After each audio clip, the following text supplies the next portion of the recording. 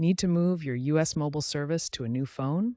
No problem. With eSIM technology, you can transfer your line without a physical SIM. First, ensure your new phone is unlocked and eSIM compatible. The process involves deactivating the eSIM on your old device, which can be done via the US mobile app or by calling 611.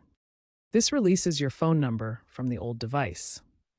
Then, move your line by getting a transfer code or QR code from the US mobile system, usually through their app. Finally, reactivate on your new phone by scanning the QR code or entering the transfer code, confirming through the app or website. A stable internet connection is crucial for this entire process, and you'll likely need to verify your account with your IMEI or account PIN.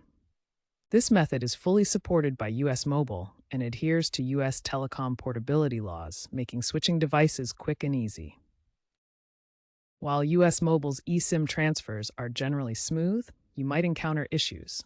Double-check compatibility, ensure a strong internet connection, and confirm the new phone is unlocked. For international transfers, be aware of potential delays and the need for manual reactivation. Looking ahead, eSIM technology is evolving rapidly. US Mobile is even piloting one-tap transfers to further simplify the process. By 2026, universal eSIM standards promise even easier transfers across different carriers. Keep an eye out for AI-driven apps that automate the transfer process and multi-SIM eSIMs that let you have multiple carrier profiles on one device. While data privacy regulations need to be considered, the future of eSIM is all about seamless mobility and reducing environmental waste from physical SIM cards.